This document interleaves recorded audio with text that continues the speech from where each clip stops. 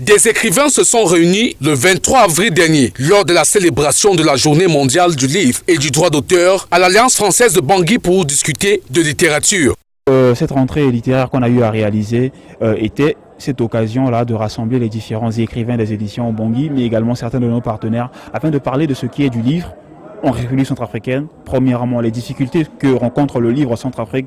Deuxièmement, les difficultés que rencontre l'écrivain en Centrafrique. Et troisièmement, des différentes opportunités que les éditions Bangui offrent à travers les plus d'une dizaine d'ouvrages publiés et la remise des frais de droit d'auteur aux écrivains qui ont déjà atteint 1 an de production littéraire au niveau des éditions Bangui.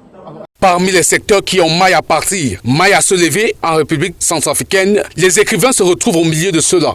Justement, cela veut dire que les écrivains centrafricains se portent de plus en plus mal, tout simplement parce qu'aujourd'hui, on peut dire que nos institutions nous ont abandonnés, les différentes personnalités de ce pays-là nous ont abandonnés. La belle preuve, aucune personnalité de ce pays-là n'accompagne ce qui est du livre.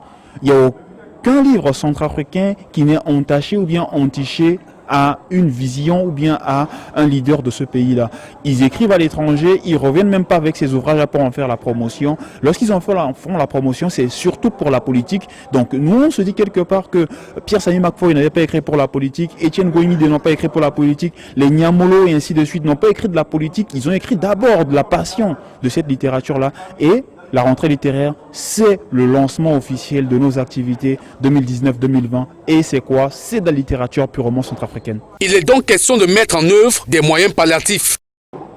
Perspective, oui. On incite tous les écrivains qui sont avec nous de se mettre en association afin de voir les éventualités que nous pouvons avoir, sortir de notre pays et en faire la promotion. Essayer de faire déjà de petites collectes d'argent pour nous permettre d'avoir nos propres frais de billets d'avion, parce qu'on sait que si on va aller demander à une autorité, il va nous faire tourner en rond avec la procédure. Donc mettre en place déjà nous-mêmes écrivains unis pour aller vraiment de l'avant et après cela se dire quelque part que la littérature, c'est également de la production. Continuer à produire des ouvrages afin que la population centrafricaine soit inondée d'ouvrages, afin que cette population-là puisse se dire quelque part que j'ai assez de lire, je veux lire et je veux lire uniquement des ouvrages centrafricains.